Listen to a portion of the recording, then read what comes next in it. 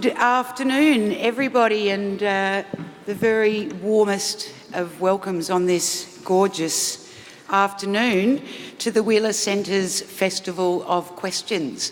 My name is Sally Warhaft, and it's so great to see so many of you here for our afternoon discussion, What is Right, What is Left, which used to be so simple, of course, during the time of the French Revolution. We're going to have a bit of a debate, a bit of a conversation of sorts today with our brilliant panel, where they're going to put forward their ideas about the landscape here in Australia and abroad in this very interesting year. Just to give you a little description of the way it's going to work, we're going to have 3 rounds of presentations where we look at 3 questions. What is right for immigration? What is right for the economy? And what is right for society?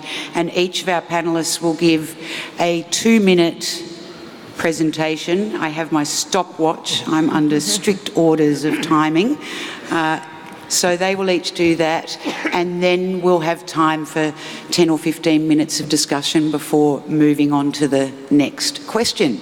So, to introduce our wonderful, wonderful speakers, Lauren Duca is an award-winning freelance journalist, best known for her viral piece, Donald Trump is Gaslighting America, and for calling Tucker Carlson a partisan hack on national television. She's a columnist for Teen Vogue and has written for countless publications, including New York Magazine, The New Yorker, The New Inquiry, and The Nation. Kenan Malik is a writer, lecturer and broadcaster. He's a presenter of Analysis on BBC Radio 4 and a panellist on The Moral Maze. He's taught at universities around the world, and his books include The Meaning of Race, Man, Beast and Zombie, Strange Fruit, Why Both Sides Are Wrong in the Race Debate, and The Quest for a Moral Compass. George Megalogenis is an author and journalist. His award-winning book, The Australian Moment, formed the basis for the ABC documentary series, Making Australia Great. There's only one thing that makes Australia great right now, though, isn't there, George? There is. What happened a couple of weeks ago? We all know what that is, don't we? Go Tigers. Thank you. George is also the author of Fault Lines, The Longest Decade, and 2 quarterly essays. We really should have allotted 2 minutes just for Tiger talk, but we will spare you, Next I panel. promise. Shen Narayanasamy is GetUp's Human Rights Campaign Director. She founded the No Business in Abuse project and led the Let Them Stay campaign. Shen's background is as a human rights lawyer and advocate. Rita Panahi is a Herald Sun columnist, and she can be heard on Radio 3AW, 2GB with Steve Price, and she appears regularly on Sunrise and Sky News. And Tim Wilson is the Liberal Party member for Goldstein, elected in 2016. He formerly served as Australia's Human Rights Commissioner and as a Policy Director for the IPA. And finally, we also have, sitting in the audience, Oslo Davis. Oslo is an illustrator, cartoonist and artist who has drawn for organisations including the New York Times, SBS, The Guardian, the National Gallery of Victoria, the State Library of Victoria and the Melbourne Writers' Festival. And he's going to be live drawing our discussion this afternoon, and we'll be crossing to him at regular intervals. Welcome.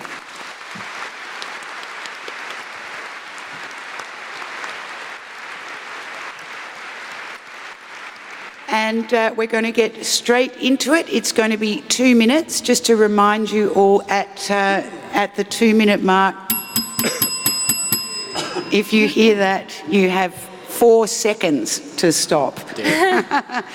Our first question is, what is right for immigration? And leading us from the front, George Megalogenis. I've got no idea how quickly 2 minutes goes. Your introduction went for about 4, didn't it? You've just wasted 5 seconds. Fantastic. So just getting the metre right here. 8.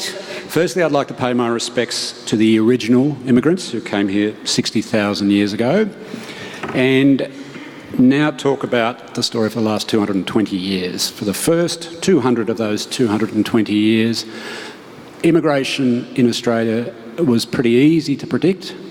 There'd be the English, then the Irish, the top two in any city or town in Australia.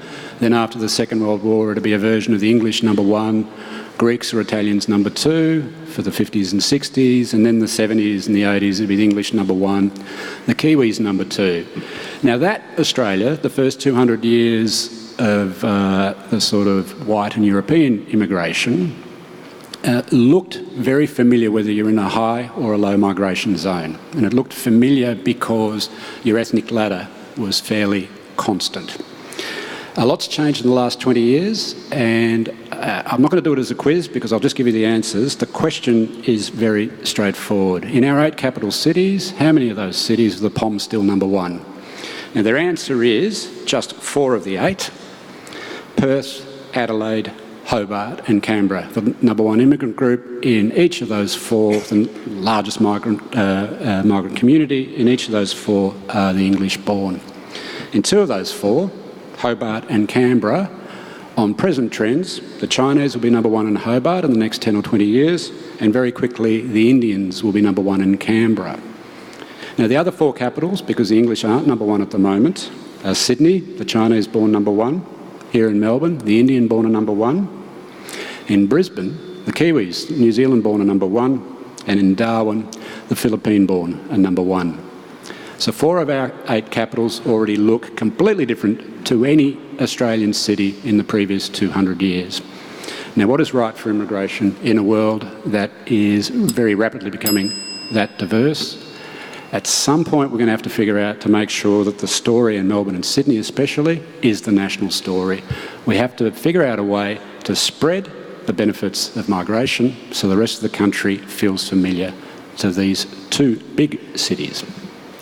Nicely done, George.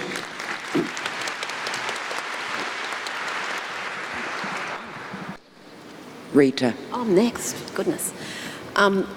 When do I... Now? Oh, Go. my God, I've wasted seconds. No, you haven't. I think population policy is one of those areas where the major political parties willfully ignore the wishes of the electorate. And I think it says something about these talk fests where there is some level of confirmation bias. I'll be very doubtful if anybody on this stage speaks for mainstream Australia. Ordinarily I would, but this is one of those issues where my personal view deviates quite significantly from the mainstream. I'm for a big Australia, high levels of skilled migration to boost economic activity and in the long term alleviate some of the impact of our ageing population, where we've got a welfare bill that is ballooning and the pool of working taxpayers is shrinking. At the moment, our migration intake is around 200,000. They're people who are given permanent visas, but we've also got another 600,000 migrants a year who are granted temporary visas for international students, temporary workers. For me, that's a level that is sustainable. I think the 2 main reasons that so many Australians have issues with those numbers is that, and it's concerns of both the left and the right of the political spectrum. I think people's concerns are based on the fear that increased migration will lower the standard of living with greater road congestion, longer hospital waiting lists and higher property prices, as well as the fear that it will adversely change our culture. I think those concerns can be overcome with better planning and infrastructure and a targeted intake of migrants who can contribute both economically and socially and who have the capacity to assimilate. We shouldn't be scared of high migration because our governments, particularly at the state level, have been hopeless in building the infrastructure needed to deal with a growing population. I think ultimately we need better politicians, not less migration. Thank you.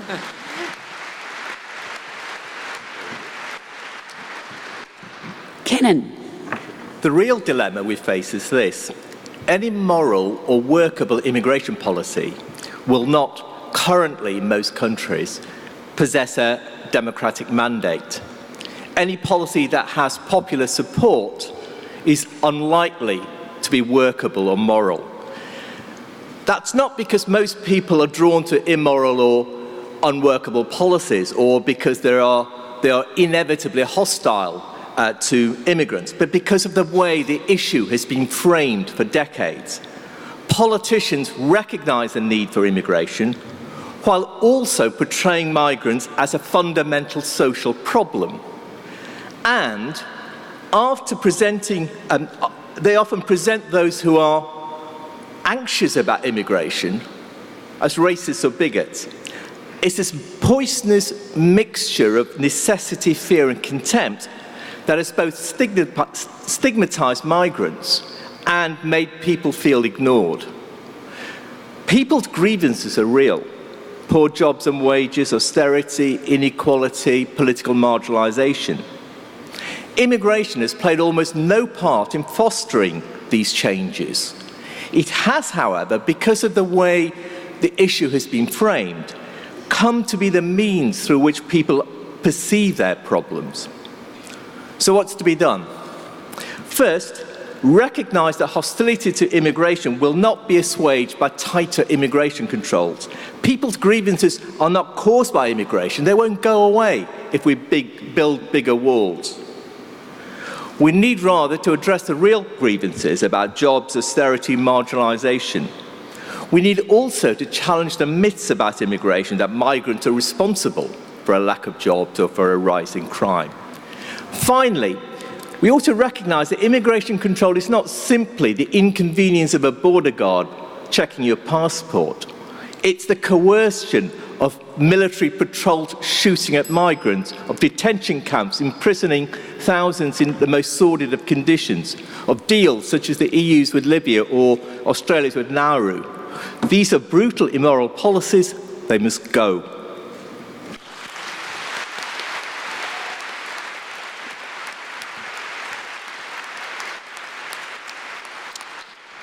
Tim. Don't we love all the politician bashing as the only politician on the panel?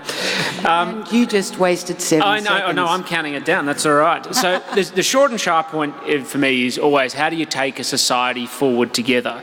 And immigration poses very significant and difficult challenges. I am somebody who actually, like Rita, believes in a big Australia, but I also believe in lowering immigration at the same time, because I think it's necessary to deliver that bigger Australia and take society forward together.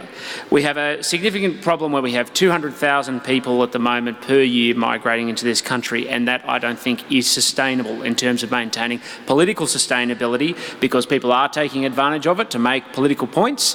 But in addition to that, I think what we're seeing is a large population coming in principally to drive a problem driven by the ageing population, which we're not tackling, using this as the basis, as a kind of band-aid, and also because our tax system is fundamentally broken. Now, unsurprisingly, 200,000 people a year mostly flock to places where there are jobs and opportunity, and we should encourage and reward that, because they don't take jobs. In fact, they often create them.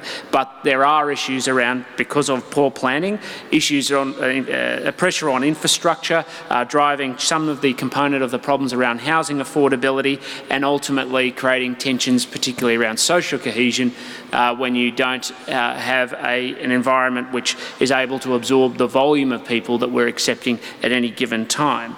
So what we have to do is make sure that we reduce immigration to a level that is sustainable, that can actually take society forward together, and actually tackle the fundamental problems around the welfare bill that Rita talked about, and the fundamental problems we have around the tax system, if we want to make sure we can take our country forward where people value our institutions, our culture, and a country built on mutual respect and tolerance.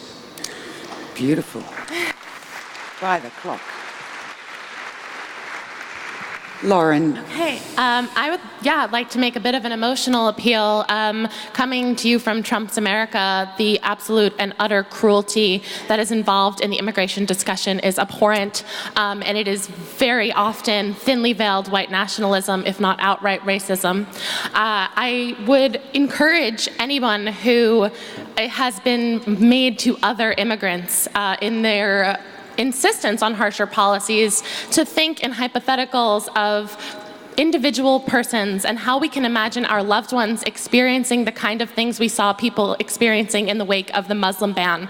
I read about a man who had a job, an apartment, a car, just this completely mundane life set up for himself, and it was ripped away from him with the stroke of a pen. What would it be like if that was your son or your daughter? What would it be like if that was a friend? There's just no universe in which this is a humane way to treat people and to establish who has a right to a country, especially a country like America that is built on immigrants.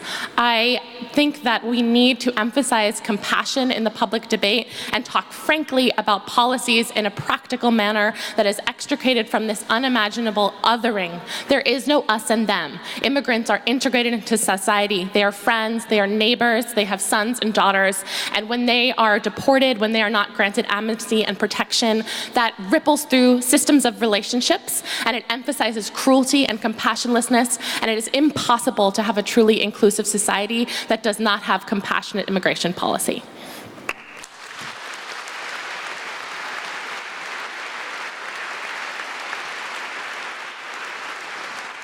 Shen. Look, if people all think that somehow immigration is going to topple this country and don't understand the fact that over the last 15 years, immigration has driven economic growth in this country, the question isn't the people, the question is us and the politicians. So don't ask why people are suddenly fearful. Go back to 2001 when John Howard delivered the Tampa election, and you will all remember, fact, he thumped the lectern and said, we will decide who comes into this country and the circumstances at which they come. Fact, at the same time, he presided over a government that doubled the intake of immigration into this country as a percentage of the population. Did he follow up his previous little we will decide who comes into this country speech with that fact? No, he said absolutely nothing about it. Instead, what we got was a telescopic obsession on a tiny boat coming down the horizon, which at its very peak, all Australia saw in one financial year was 25,000 people coming by boats. And at the same time, we had an immigration policy that saw 800,000 people issued visas that year. But every politician has done that to the nation. Telescopic lens on a bunch of scary foreigners coming by boats. And none of them have said those figures. None of them have had that conversation with the public. Because do you know why? Immigration fundamentally has got nothing to do with numbers in this country. It's about fear. It's about fanning it and sending it out there.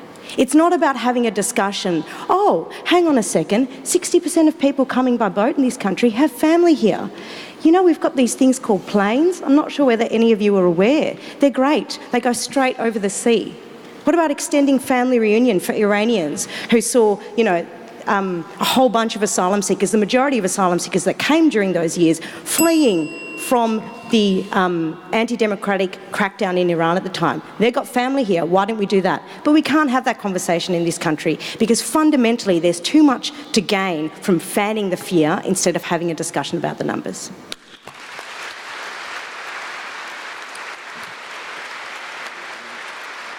Thank you to all of you. And just before I open it up with a question or two, I just want to throw to Oslo Davis and see how you're seeing things, Oslo. Yeah, sure. So I did some sketching while people were coming in. So I was wondering, sitting down looking at all the faces and the ages and the dress senses of all the people here, I'm wondering now, where do they sit on the whole spectrum of right and left? And I basically made my assumptions. You might see yourself up here. But anyway, I don't know how that'll pan out for the rest of the hour or so. But that's what I saw. And also, I just had a little thing here of George while he was listening. Did I? I don't know if that's true or not, but That's absolutely not true. But maybe sure. I drew it too early. It's not going to be like that at all. But that's a view from the cheap seats. Fantastic, yeah. Oslo. Thank you. I'm pretty sure I saw, yeah. a couple of faces I recognise. I want to go back to a point that, Rita, that you made about the Big Australia, and assuming that you would be the only one on the panel that would be for a Big Australia. Tim's... Oh, no. My assumption was that there would be no one on this panel who would argue the viewpoint of the majority of Australians, and no one did, which is less migration. And all the polling recently... No, Tim did. I did. Oh, sorry, you did, but you're still for a Big Australia. What's the number you want? What's the ideal number if 200,000 permanent isn't it? What's the... I would say probably about half at the moment. Half, okay. Half of that. So, Tim, how can you argue, how can you say I'm for a Big Australia, but the politics doesn't allow it? How do you make the politics allow it? Isn't that the job then? It's not just about the politics allowing it, it's about how we as a country can adjust over time economically and socially to absorb that number of people. So yes, with leadership you can get the country to potentially believe in it, but there's still bricks and mortar issues. There's still issues around infrastructure and development. There are still issues around cultural absorption and providing schools and education. And that's not to say that I'm not seeking to inflame that idea of pressure, but it's there, it's real, and it can occur if we don't adjust with the volume we have. So Tim, can I maybe just ask this question? So 200 back to 100 to reward politics for not providing infrastructure. I had to get them off the hook for not seeing the 200 that were coming. So we know 200 have been coming every year, and we know why they're coming. John Howard created this demand-driven model. So the people who decide who comes to this country are employers and state governments in the health and education sector.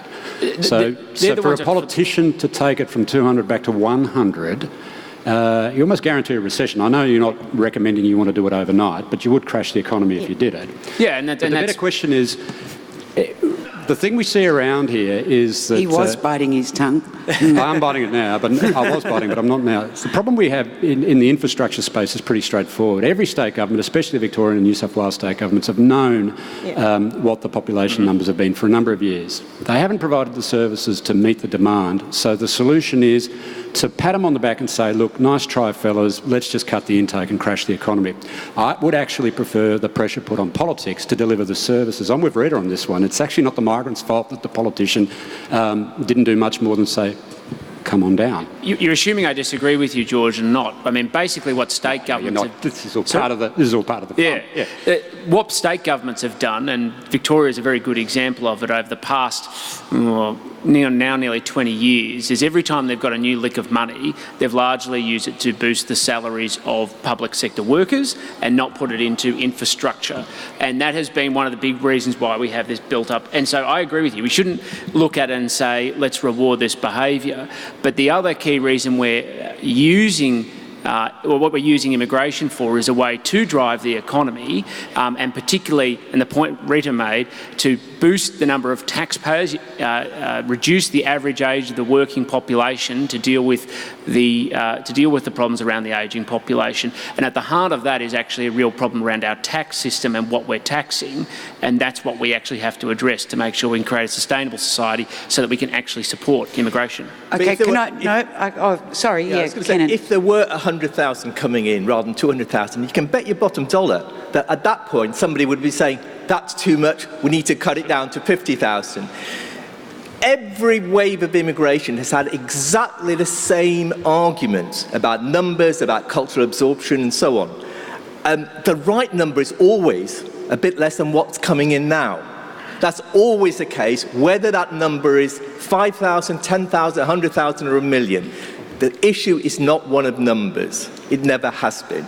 But the other element to this as well, though, is that Australia, the mainstream in Australia has for many years, for the last 15 years since John Howard came, said that they were okay with immigration numbers. Like the mainstream figure in Australia. The only time when they have started to break on that is when there has been political debate and the rise of Pauline Hanson and people who are fanning the flames. Like John Howard got away with this completely. All of the attention on the other and the foreigner was driven towards refugees and asylum seekers. So it actually doesn't go according to intake. It goes according to politics. Lauren, yeah. We have a rather extreme example where I think what we're talking about here is these practicalities and the way the gulf between that and the policies and how they differ from stoking fear and cruelty and bigotry. We have the repeal of Duca, which is deferred action for children of immigrants in the U.S. There's just under 1 million young people. Many of them are enrolled in school. Many of them have jobs. They've volunteered their information to the government. And essentially the way the program works is they're just put at the back of a line because we just don't have the resources to deport all of the undocumented people in the States. And so to rescind that protection for such a wildly sympathetic group of people is meant to signal and stoke fear. It's not based in policy. It's based in playing a role in a culture war and asserting who has a right to be part of a country. But Obama, sorry to interrupt, but Obama deported more people than any president before certainly, him. I'm so talking why wasn't specifically these about arguments the repeal being made? of Duca in light of the immigration debate. But everything and the way you just it is said used about to assert state power, it is not about a Trump versus Obama. I'm talking about the way the government talks about immigration. And the repeal of Duca is a deliberate flare in the culture war, is what I was trying to say, not a Trump versus Obama juxtaposition, but go on. But no, it's just curious to me that people who are passionate about this were silent for 8 years as scores of people were deported in numbers not seen before. Obama is the person who endowed DACA in the first place, so I'm not sure what you're referring to. I'm talking about the record numbers of people he deported. Okay, I'm going to put a halt to this one because we have to move on. It's just getting interesting, yes, I know, and this is going to plague us all you watch afternoon. everybody reframe the economic question as an immigration question. Yeah. I can't wait to get on to economy, so that's what we're going to do. What is right for the economy? And Kenan, this time you're first up. Thanks. Capitalism isn't working, but neither are the alternatives to capitalism, or rather those alternatives have been discredited, and that's the predicament in which we find ourselves. So in the West, free market policies have brought about deindustrialization, casualized labor, austerity policies, rising inequality. In the non-Western world, the price of development has been Dickensian conditions, industrial death, a denial of rights. The problem is often seen as globalization, and the answer is more nationalist or protectionist policies. But a nationalist capitalism will be no more progressive and in many ways a lot more regressive than a globalist capitalism. Economic policies today privatise profit and socialise pain. That's their basic problem. When markets work well, the benefits are privatised. Where markets fail or cannot generate a profit, it's the public that picks up the tab. I think we need a different starting point. Not the ability to make profit, but social need. So public goods, healthcare, education, utilities and so on, should be owned and managed by society. There's a case for a living wage, or even better, a universal basic income. The solutions, however, are not just economic, but political too. The transformation of politics over the past few decades has not only quashed the idea of alternatives to the market, but also crushed labour organisations that in the past helped contain the ravages of the market. In rebuilding such organisations and such movements, I think we can also begin to start thinking in wider terms of alternatives. Thank you.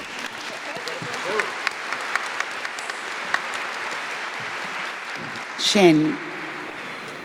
All right, I'll give a bash at the mainstream. So I want to ask this question not about the economy but about people. So not long ago, a typical working family in this country could pay their mortgage, put food on the table, go on a family holiday and give their kids a pretty good start in life, all on a single income.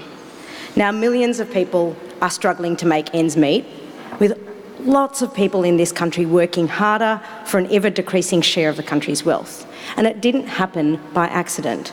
So in this country, we've seen politicians pander to vested interests and corporate lobbyists, putting the interests of a wealthy few ahead of the many.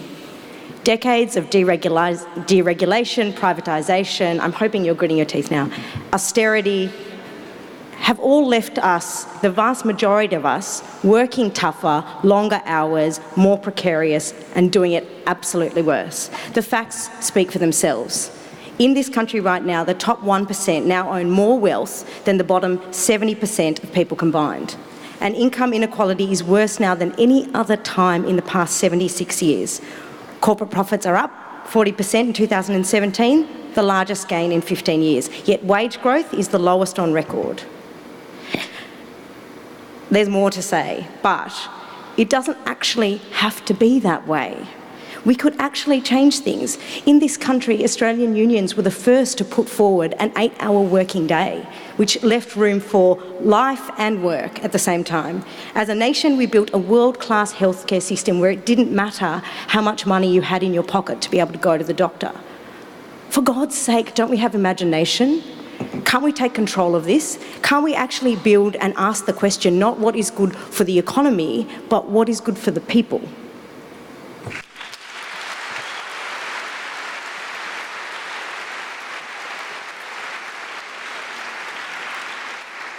Yeah. Lauren. Okay. I also believe income inequality is the gravest problem that we need to address. So many families in the States are one tragedy away from utter poverty, one sickness, one illness. I mean, I think Australia has it figured out a little bit better than we do at home. The United States obviously has one of the widest gaps between the rich and the poor. It's grown by every metric over the past 30 years, and currently the top 10% of the population averages more than 9 times as much income as the bottom 90%. I think in decreasing this chasm between the rich and the poor, we need to increase taxes on the highest income bracket, greatly increase the estate tax, but also return power to workers' rights through unions, and in America specifically ensure a generous welfare state, as well as work towards single-payer health care. We often get moored in what our straight white male commentators like to talk about as identity politics, but the wretched state of the American worker is colorblind. I mean, certainly there are social justice factors that are involved in employment, but we've been told these lies about working hard enough and rugged individualism and upward mobility, and it's all complete and utter bullshit. People are slaving away and they are barely able to make ends meet, never mind live some kind of enjoyable life. This is creating a class system and a consolidation of power that is moving further and further away from a democracy and honestly becoming more of an oligarchy every single day. I think that we need to think more about what we are doing for one another and contributing to a better and more healthier society from which we will all benefit, rather than continuing with the selfish myth-making of the idea that certain people can possibly work hard enough to overcome this oppression of 90% of the population.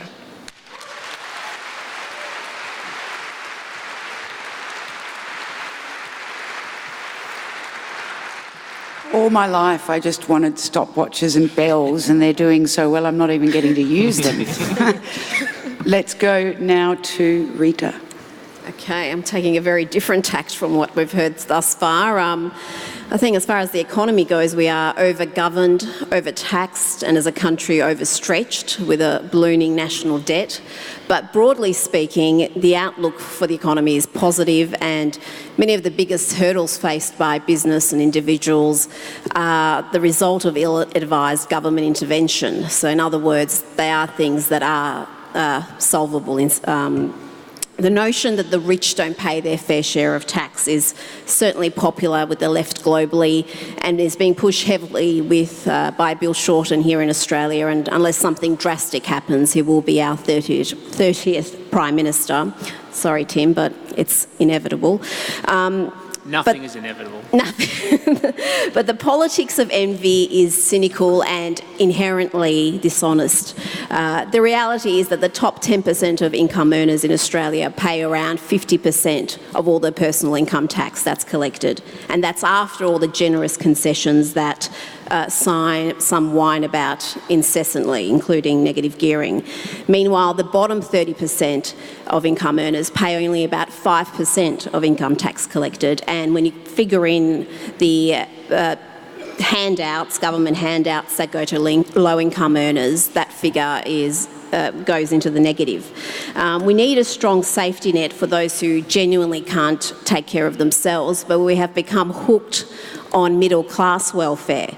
And once payments and concessions are granted, they're almost impossible to claw back, impossible politically, that is.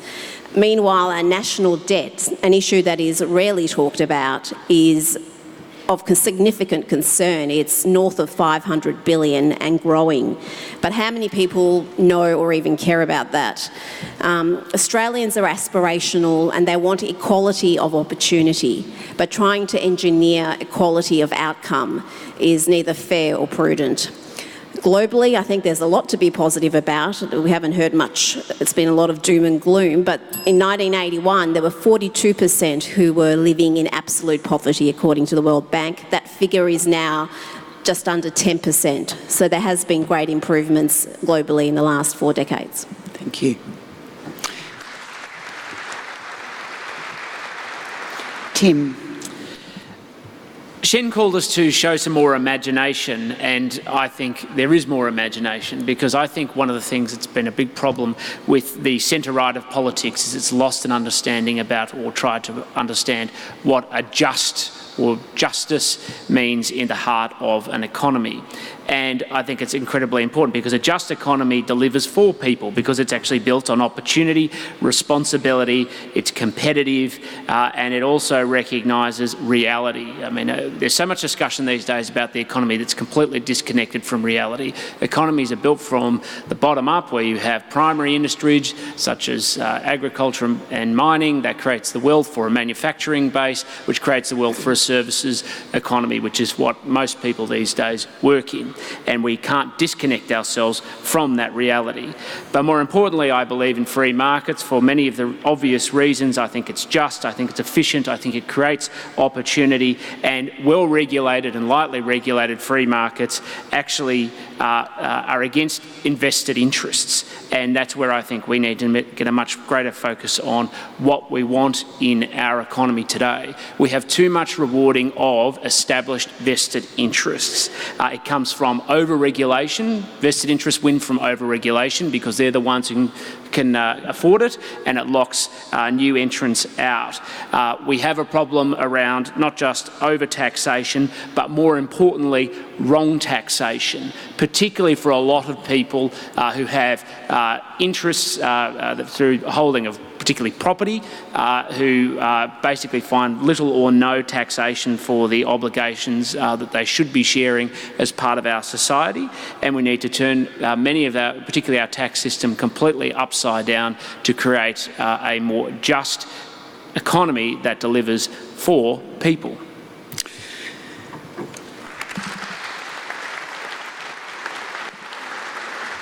George. Last cab off the rank, and hopefully the only economist on the table, so I won't actually get too economic-y with you. The whole question of right and left is almost since Federation has been turned on its head by the way the Labor and the Conservative parties have behaved. You'd think right, which is, leaning towards the interests of capital, and left leaning towards the interests of Labor. When you look at Australian history over the last, or federal history over the last 120-something years, a couple of big things stand out.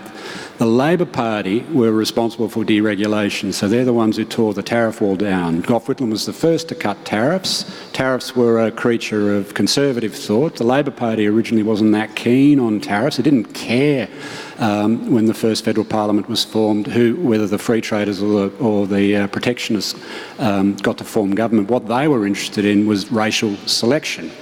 Labor Party wanted protection of the bloodstream. Their intervention from Federation was to stop Chinese, Japanese, later Italian and Greek migrants from coming to Australia. So when I say the labels left-right almost make no sense in Australian economic debate, since the 70s, there have been two governments that have delivered budget surpluses based on revenue windfalls. One was Gough's, and the other was John Howard. There's been one other government that delivered budget surpluses, but only one based on spending cuts, real spending cuts, and that was the Hawke-Keating government. So the idea that the right, the interests of capital, the prudent economic manager are the ones who've actually delivered balanced budgets, keep a steady course for the economy, isn't borne out by history, recent history. But the other point I'll make, and this is the point when you think about these things in the longer economic cycle. So there's always been an argument in the economy about the role of government. And up until, I'm about to get the bell. Up until the turn of the 21st century, people assumed deregulation was the way to go, was the answer to every question. I think it's pretty clear that both sides of politics now know that isn't the answer to every question. What they haven't figured out is what the new question is, and B, what the answers are. I really did go overboard on this one. I'm going to take the first question if you give it to me. Okay. Except no. My first question's for Kenan. Don't worry, I'll get back. I'm going to open up the question. Thank you, George.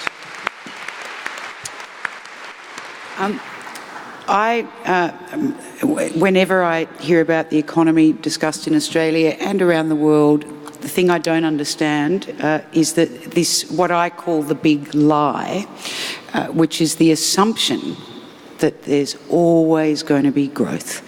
We might have little backwards and leaps forwards, but the trajectory is that it's always going to be okay. So, Kenan, I'd like to throw that thought to you for your response. Well, growth is good. It's been good for people in China, for people in India, people elsewhere. The problem isn't growth. The problem is what happens to that growth and how we benefit from it.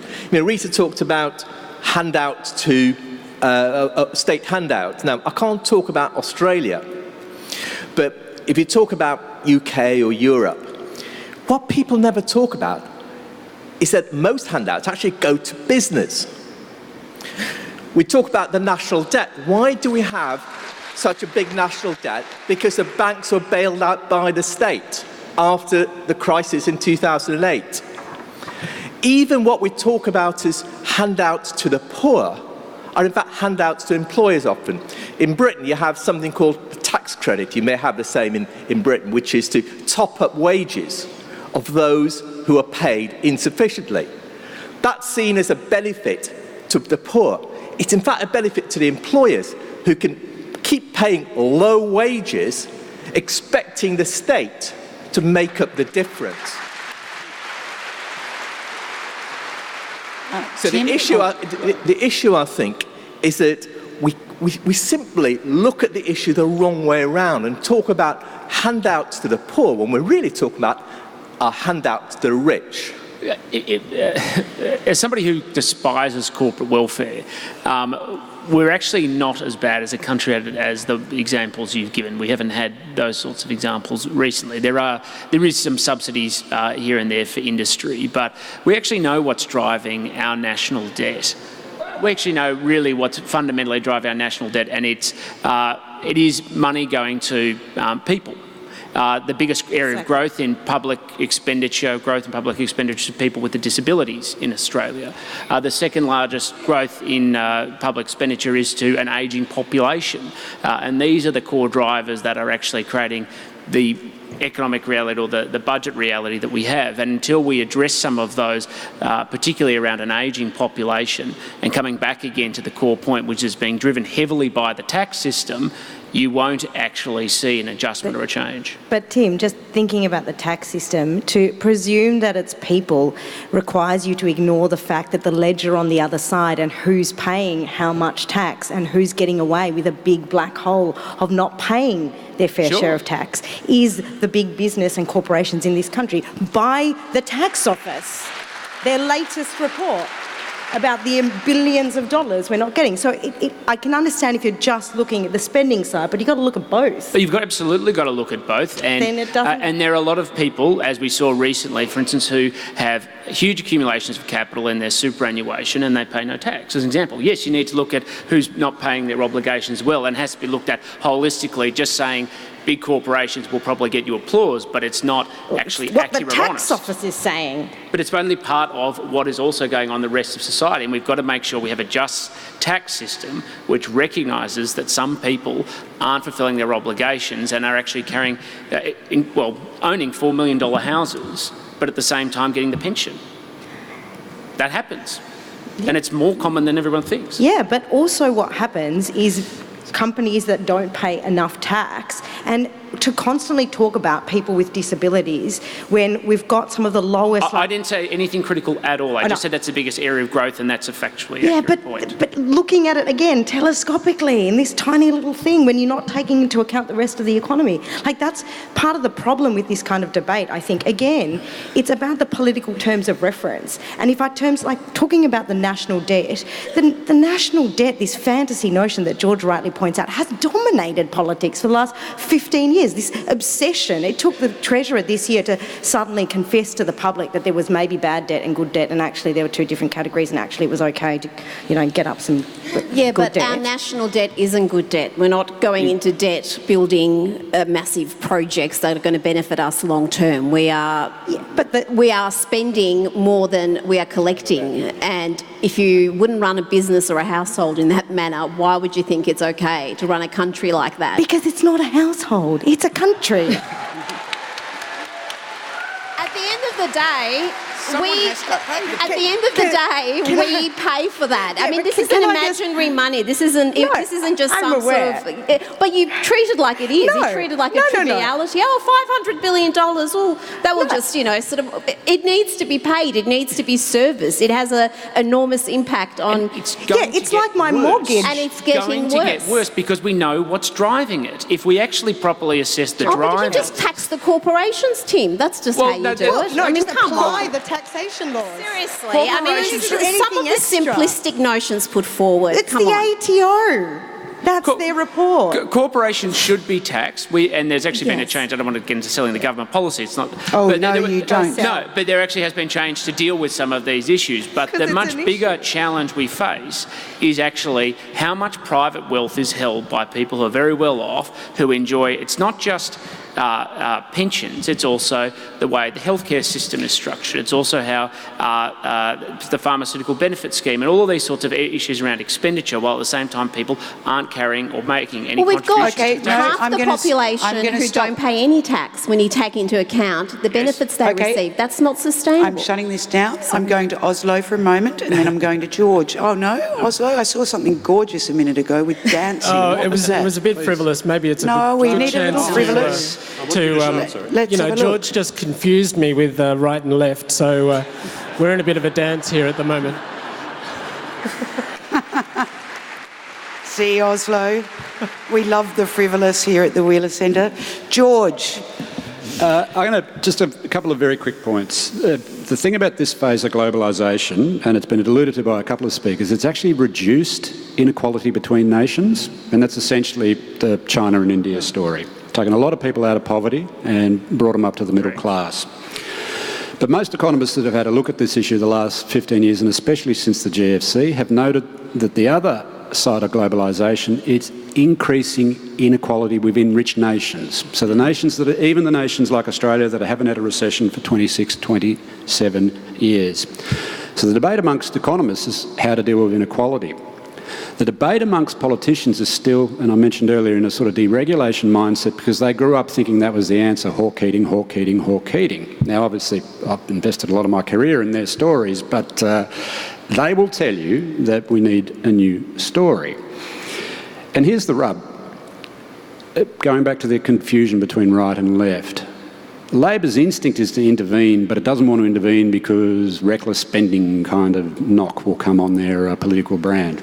The coalition are already intervening, and they're intervening in ways which bamboozle me as the theoretician. I'm not really a theoretician, but if you think about it, Malcolm Turnbull wants to run the energy market. So Malcolm Fraser didn't even do that. And Malcolm Fraser is the biggest interventionist on the Liberal side that we've ever known. Malcolm Fraser, courtesy of Kevin Rudd, is building the NBN. No, Malcolm Fraser. Did I call him Malcolm Fraser? Malcolm Turnbull, sorry, is completing the NBN. The NBN is a reverse engineer of the Telstra privatisation.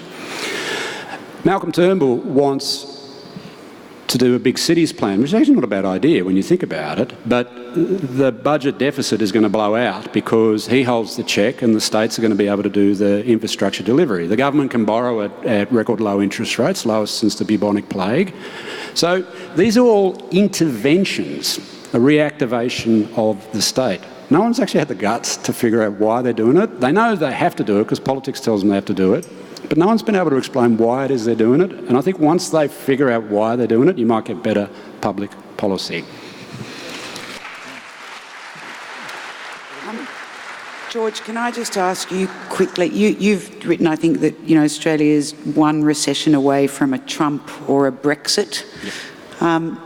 Can you link that to the question I first asked Kenan about this idea I live in fear of, the big lie, that I'm not anti-growth, I just don't believe it can grow forever? Australia does, a bit like Canada and a bit like New Zealand, can actually grow a lot longer than most other more mature developed nations, and part of the reason why it continues to grow is migration. We alluded to that earlier in the first session. The problem with a recession, because we haven't had one for 26, 27 years, roughly 60% of the Australian workforce today has never worked through a recession, never experienced recession in their working lives. It's quite a big number. And so, I sort of trust Australians to respond heroically to a recession, and, everyone's batting averages will go up and we'll all be putting money on FARLAP or whatever it is that'll happen. But the difficulty when the next break in this sort of long growth run happens is you'll find that the southeast corner of Australia will still be able to recover, but the rest of the country by then will have been well and truly left behind. The thing I'm alluding to earlier, like the rest of the country should look like Melbourne and Sydney, that doesn't mean necessarily a lot of Chinese and a lot of Indians. It actually means spreading the benefit of the big migration story and the big growth story. Now, when we talk about numbers in big Australia, projections get you to 35, 40 million by the middle of the century, with Melbourne and Sydney at 8 million each, with Melbourne larger than Sydney in the next 10 or 15 or 20 years, depending on where you...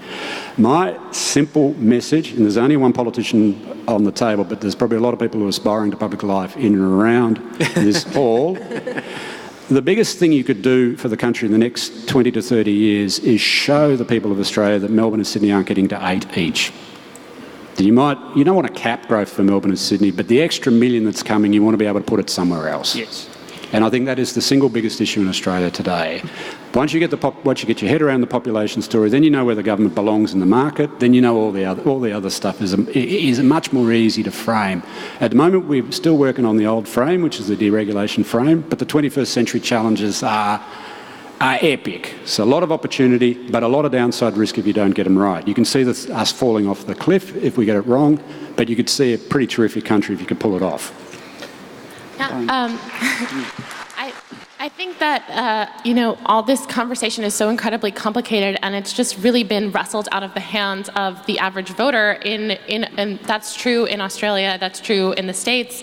The average voter, I don't think, understands that it is the taxpayer that, bailed out these giant corporations, the level of forgiveness for these incredible financial crimes, this incredible irresponsibility, when we have lives hanging in the balance, which, as I said, so many families who are one step away from poverty. I think that the way that this entire conversation is framed, the idea that a handout is just, even that phrasing, I think, is incredibly cruel and not compassionate.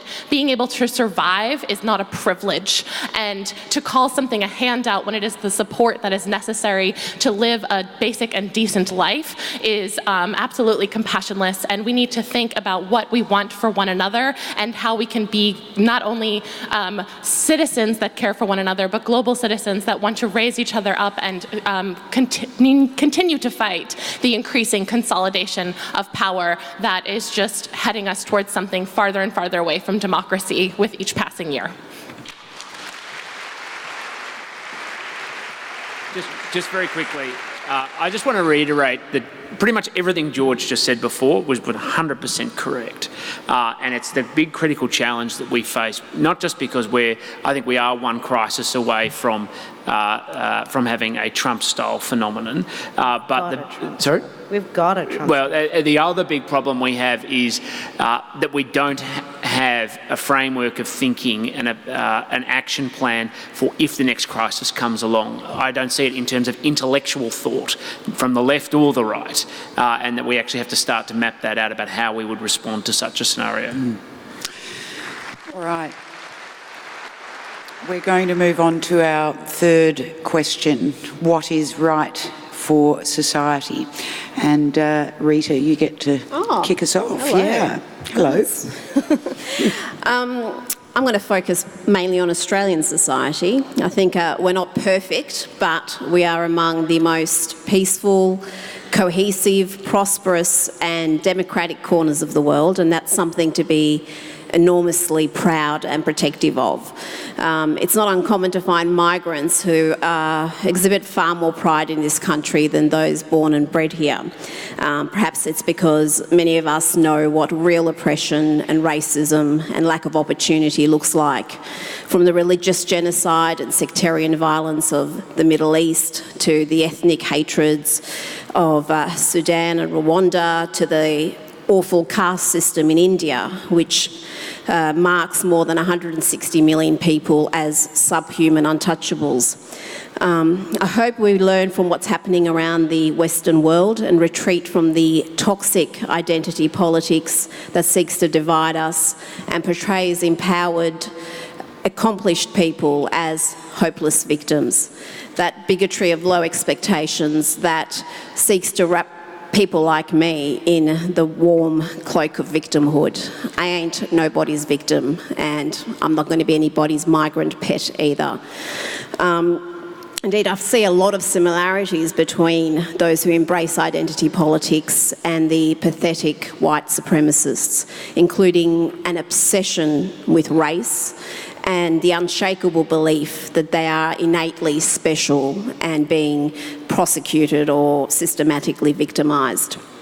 Around the Western world, there has been a revolt against the establishment or the elite, if you want to call them, and Brexit and Trump are obviously the most obvious manifestations of that, but it's been felt right here in Australia as well. You only have to look at the last federal election to see that, see the fracturing of the vote and the way the electorate abandoned the major parties. Voter loyalty is at an all-time low. In the 1980s, 72% of the electorate always voted the same way. That's down to 46% in 2013 and falling. And it would be fascinating to see what voter turnout would be if we didn't have compulsory voting, because there are so many people who are disengaged and sick of the whole catastrophe. Thank you. Kenan. What we're facing today, I think, is a dual crisis of the political elite on the one hand and of any progressive opposition on the other. There's widespread disaffection, as we know, with mainstream political parties and institutions, but progressive opposition has largely disappeared. So that disaffection has become shaped primarily by reactionary forces, from religious sectarians to the alt-right. And how we confront this dual crisis is the crucial question. So let me mention three issues. First, democracy. The rise of populism has made many people wary of democracy. Many argue that ordinary people can't understand complex issues and they debate how to restrict the franchise to those who really know. The problem, though, is not too much democracy, but too little. Populism arises from the sense that people are not being listened to. Restricting democracy will only further exacerbate that sense of cynicism. Second, the issue of identity. Politics is, or should be, a means of taking us beyond the narrow identities given to us by our circumstances of our lives. But identities in recent years have become narrower, and politics, far from taking us above those identities, have become defined by those identities, so that we often make sense of the world today not as liberals or conservatives or socialists, but more as Muslims or whites or Americans. And that kind of thinking is further fractured society and helps shape populist disaffection along sectarian lines. Third, the issue of free speech. In our more fragmented societies, we tend to sit in echo chambers, listening only to voices we like and trying to shut down others as being offensive or hateful. But a fractured society is one where a willingness to listen to others is particularly important. And I think our fear of free speech is deeply damaging. Expanding democracy, embracing free speech, rejecting the politics of identity, I think those are the challenges we face.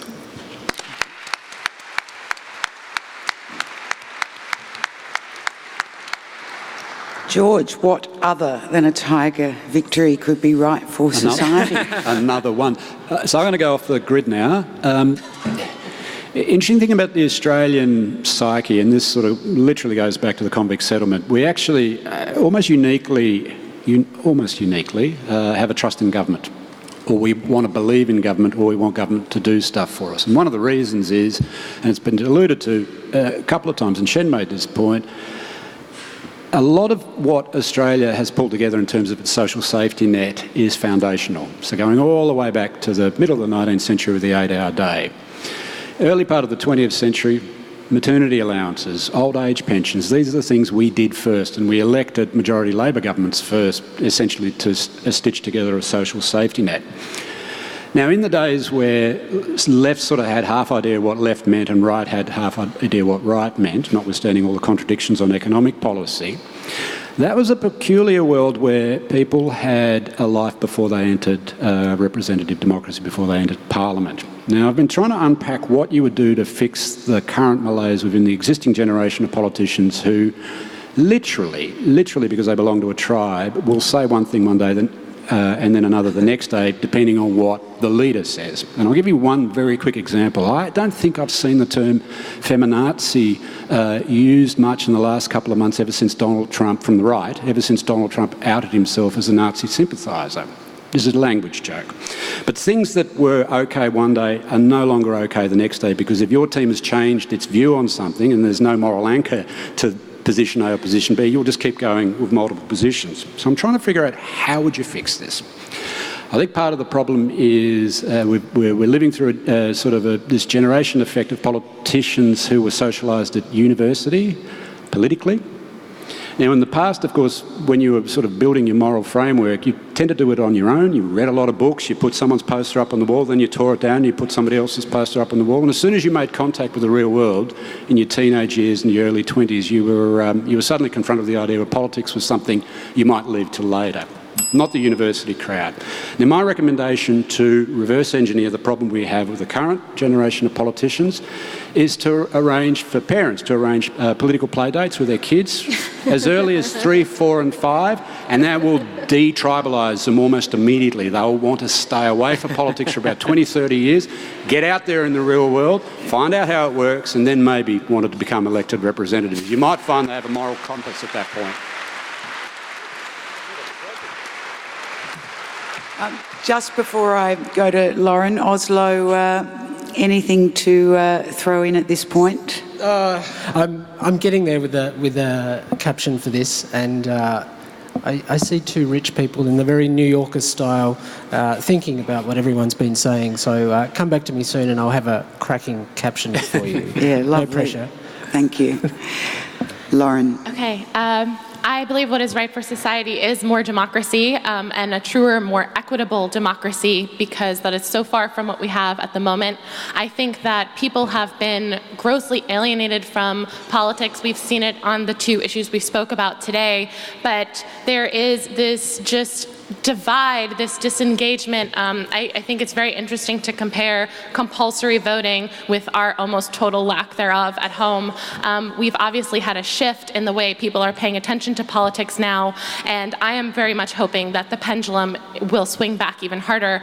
I suppose I can save some of this for our what is left portion, but I believe that people need to be empowered with information and to understand that politics affects everything. Politics is not some separate separate, dirty thing that you can write off. It's not something that should be rude to talk about. It's what we should all be talking about all the time, because it is where we get our water. It is where the latest American lone wolf, bought his guns. It's every single aspect of our life is influenced by the system, and we need to encourage an equitable sharing of voices and conversation that uses the system rather than having to work outside of it, and re-democratizing the citizenry into the sense that the people have power over the government and not the other way around. And I believe that that begins with, as I said, empowering people with information and an increased trust in journalism that will require the industry to do a better job of understanding how it works for the citizens, and also a sense of efficacy and civic education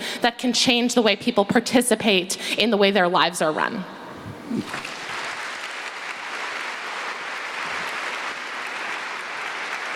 Shen. Well, I'm not sure Aboriginal and Torres Strait Islander Australians would feel so wonderful about Australia as a place to be. But let's talk about society, and I wanted to say something really bold here, but basically I watched Tony Abbott, I read his speech about climate change that he gave in the UK a couple of days ago. For those of you who've missed it somehow, basically climate change doesn't exist because the science isn't 100% on it, which, by the way, science is never 100% on anything. That's why it's called science and not faith.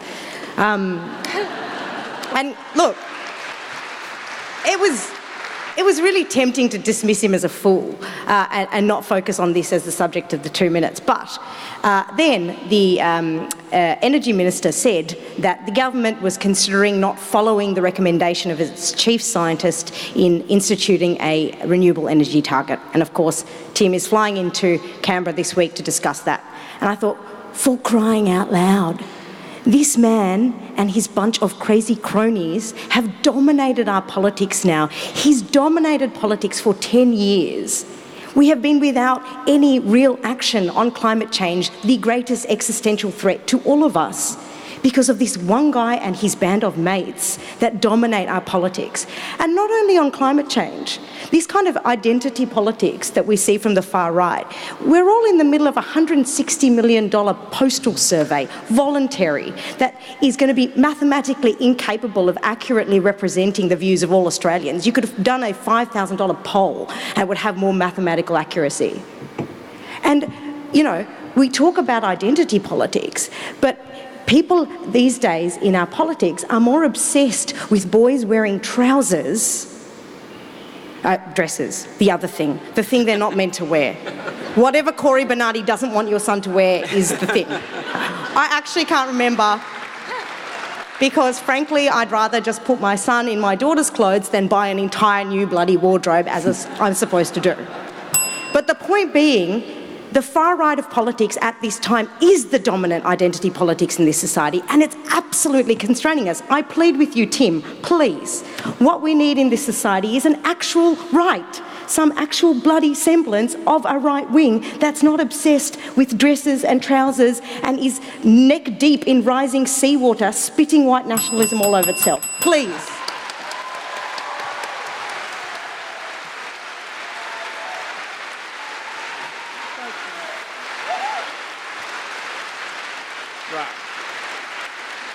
I was being nice.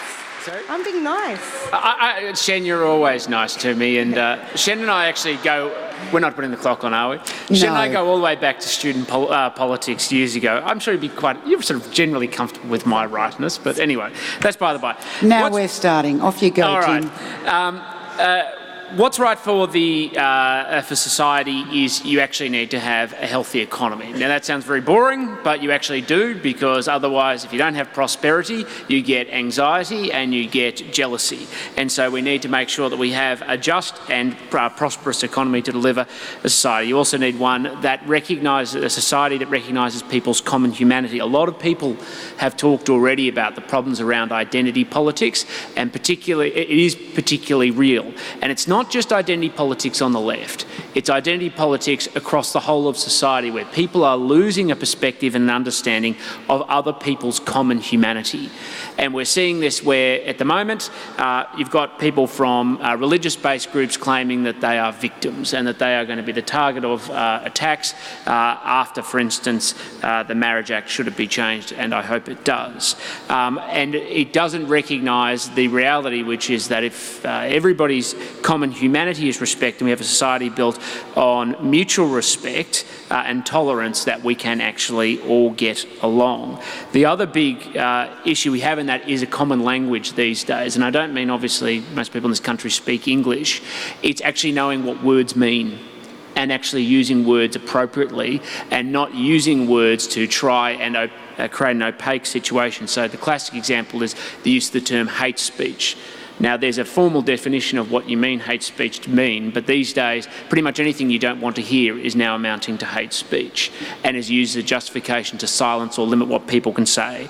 And one of the key reasons I've always will be a big defender of free speech is because it's a form of safety valve within society, where you can both hear challenging and difficult things, but it enables people to get things off their chest so that we can then address the core issue. When those are pent up and not addressed, they just accumulate and compound, and people start to see themselves as victims. The other key point is the point around democracy is 100% right. What we have as a big problem in the world today is people aren't listening because political power is too centralised. We need mass decentralisation of political power across the country.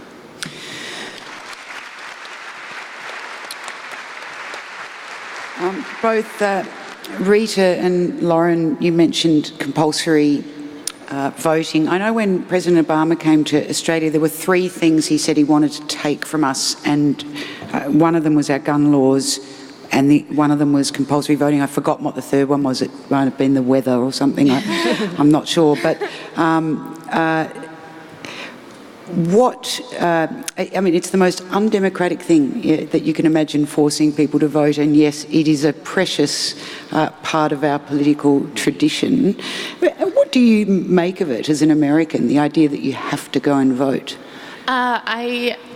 The penalty part of it kind of complicates things, certainly, but I'm amazed at the way we are taught. I think that there's kind of two-pronged problem with how removed we are, and it's the way politics is taught in our education system is as a historical product. We're kind of taught about democracy as if it is this finished thing, and it's, you know, there's 3 branches of government, and George Washington did something with a cherry tree, and we're finished. And then, and we're denied this kind of civic education. And then there's also a respectability problem, where just in typical conversation, it's rude and it's taboo, and we're just so denied the ability to talk about it that I almost think if we were required to, then we would be forced to have an opinion. And part of what I am hoping from this moment is that because you have to have an opinion on Trump, it is absolutely impossible to not be pro or anti, even if it's only in your head, that people will be informed at a new level and be engaged at a new level. I mean, we will see what comes of that, but people have been able to completely check out to such a frightening degree, and we, I think, need to re-democratize in the way that we did in the 60s. Kenan. I'm fundamentally opposed to the idea of compulsory voting. It seems to me that, firstly, that voting is a right and should be a right, and you don't force people to take their right through coercion. I think it's confusing rights and duties, and I think that's a very dangerous move. But more than that, it's a substitute. The reason why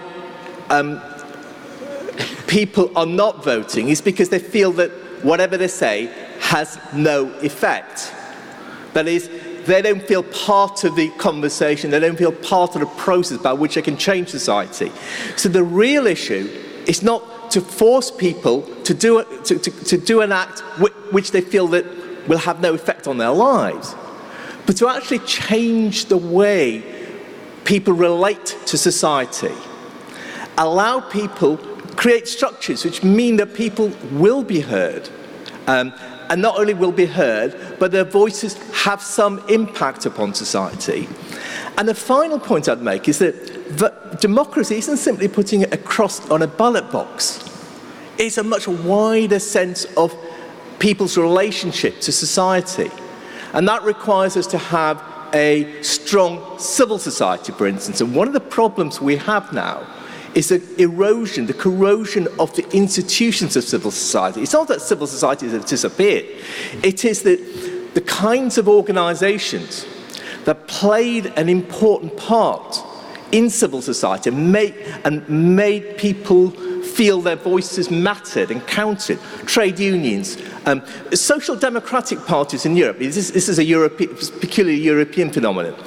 But one of the big shifts in Europe has been the way that social democratic parties, which once used to represent people, working class people, and give them a voice in society, they've shifted over the past 15, 20, 25 years, deliberately cut their links with working class constituencies in order to remodel themselves as kind of technocratic middle class parties.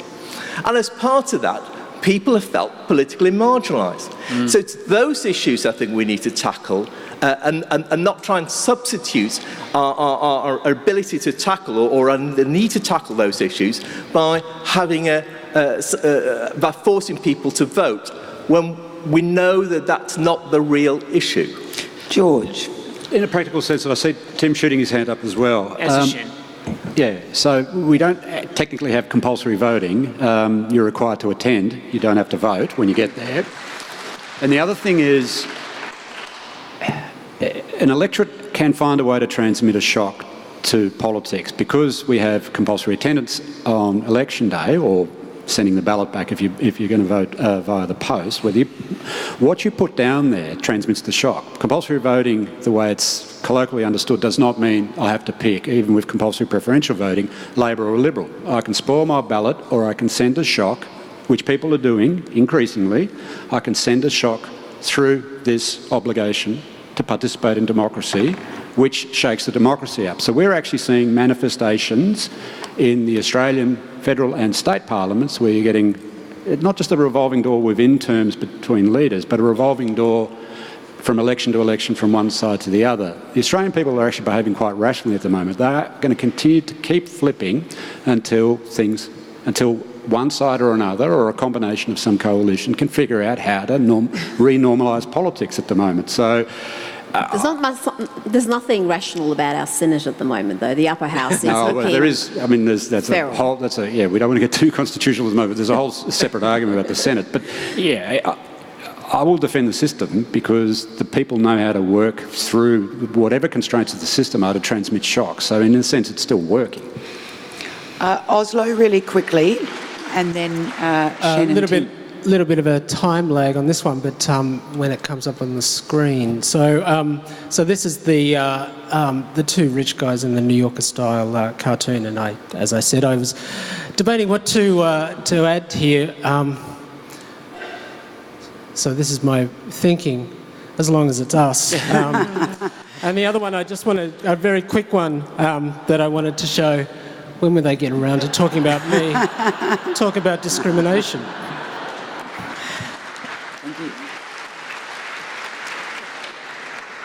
Shen and Tim, you both wanted a word.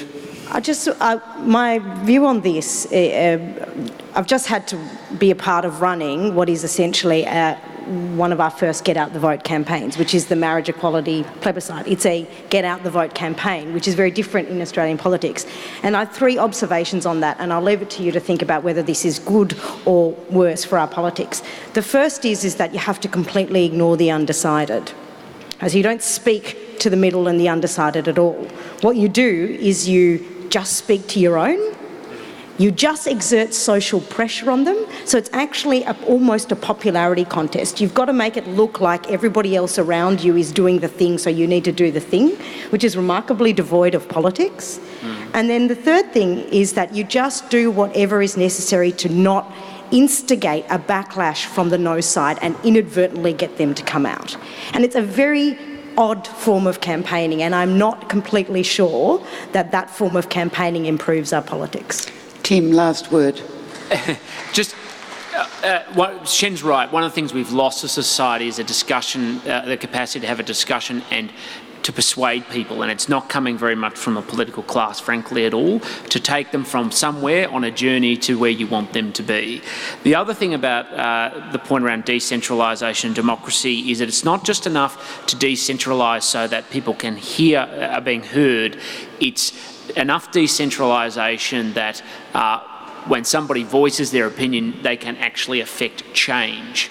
And so what we're seeing too much of in this country and in many parts of the world is this constant push towards centralisation, and I suspect there are lots of people in this room, for instance, who would support the abolition of state governments and just having one national government. That would be the worst possible outcome, because you're creating a bigger and bigger and bigger distance from you to the institution that you are trying to change. It's coming from a frustration in part, and it feeds upon itself. But you've actually got to take power right back to the local level, as well as with the civil society institutions. Right, thank you. We have time now for our 60-second closing remarks from each speaker, and the topic is what is left. We've talked about what is right, so we'd like to know what's left. And Lauren, you go ahead whenever you're ready. There's been a couple mentions of a Trump-like crisis, and I think a lot about explicit and implicit examples of oppression. What we are reacting to right now is such an ugly bullseye of so many horrific things, and the list is kind of endless. I would encourage at all different factors of the Australian conversation to try and anticipate the ugly realities that do infest your society. I mean, I think we often think of this as a sunny place where there's like surfing and kangaroos, but the way Australia treats Indigenous people is absolutely disgusting. There are these threads of racism that are not brought to light in a frank way. And I think of Donald Trump as kind of like the CSI blacklight. He kind of revealed all the gross white shit that's been there all along in America. and I hope you guys can have that conversation before you get a Trump of your own. Perfect. Thank you.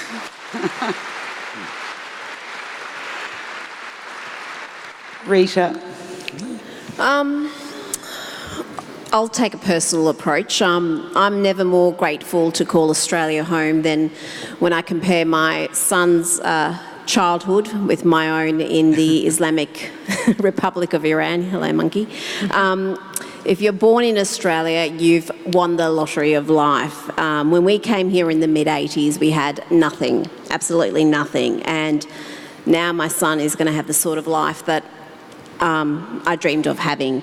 And there are not too many corners of the world where you can come from nothing to a new country and within a relatively short period of time go from just surviving to thriving. I just wish more who were born here appreciated their good fortune and understand why people risk life and limb to come here.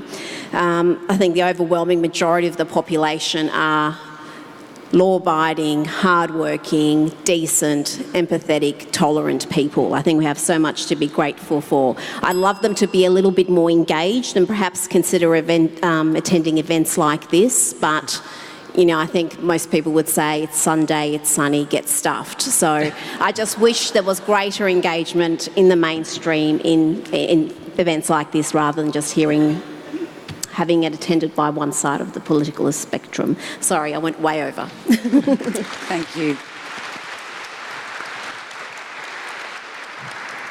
Tim. The future is going to be awesome. And the reason it's going to be awesome... That's great. It's going to be awesome because principally of technology. Technology will empower people to do things that they've never been able to do before, and whether it's people with a disability or people who have faced traditional problems in terms of their capacity to be able to live a fuller life. It's also far more democratic and will enable people to do things and have their voices heard, but also translate to affect change and outcomes. And I'm a great optimist for the future for that reason. But it doesn't mean we don't have fundamental problems that we need to address politically, and the way we're going to do it ultimately is with courage. And it also means suspending some of the ways that people engage in political discourse, which I think is going to be very difficult, because at the heart of all of our issues are people, all of them. So when we talk about companies, we're actually talking about people. We're not talking about anything else. There might be legal structures, but we're talking about people. So beating up on companies, you're beating up on people. Beating up on immigrants, you're beating up on people. We need to recognise and go back to that idea of understanding people's common humanity as part of a discussion and a persuasion of our body politic.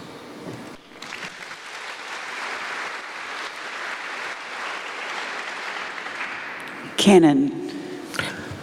Any progressive movement, it seems to me, will be rooted in three fundamental beliefs. Firstly, liberal ideas of individual rights. Second, economic policies based on social need. And thirdly, a belief in the collective and collective action. The trouble is, these three central features of a progressive movement have been torn apart.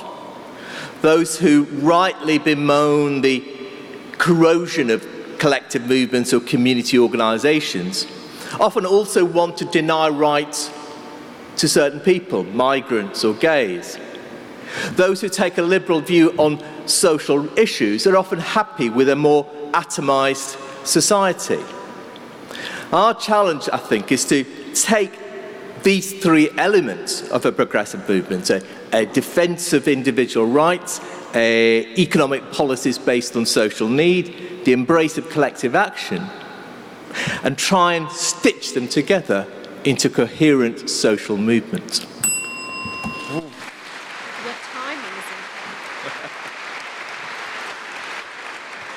is Shen. Come join Get Up, mate. Look, first of all, I think you can criticise this country while still remaining patriotic and supportive of it. I don't feel like critique is separate from that. Second, I'm rushing, I'm sorry.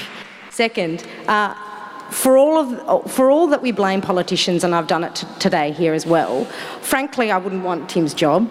And I think that we have to take some responsibility ourselves. You know, for all of you today who've heard this, and it's possibly the longest half an hour that I've seen immigration debated in this country with anything close to reality in terms of numbers, figures and political truths, go home and read about it and talk to people about it. Like, it's actually your country. And much as it's fun to bang at the politician, and I do it myself, it's our fault. And it's quite easy. This country's kind of tiny in the scheme of things. We can actually do a lot, just us.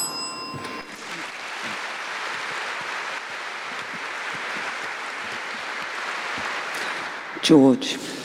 Some of you have probably heard me say if you were to design a country from scratch that was purpose-built for the 21st century with roughly equal mix of European and Asian people, a Eurasian nation, it would be Australia.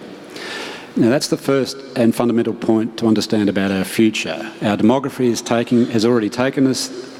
We're already here in Melbourne and certainly in Sydney. Other parts of Australia are going to be part of this story in the next 10 or 20 years. Now that country, that Eurasian country, really shouldn't be forced to choose between the US, China, India. Now if we want to be able to secure our future in what is still a very volatile world and what will be a very volatile world in the next 10 or 20 years, we have to be free of hypocrisy. A country like ours is not big enough to dictate terms to the rest of the world, but a country like ours can make the rest of the world look at us favourably if we aren't a hypocrite. So the two things we're a hypocrite on at the moment are treatment of our First Peoples and the contracting out of our immigration program via the asylum seeker route. So those are the two things I'd like to see fixed pronto.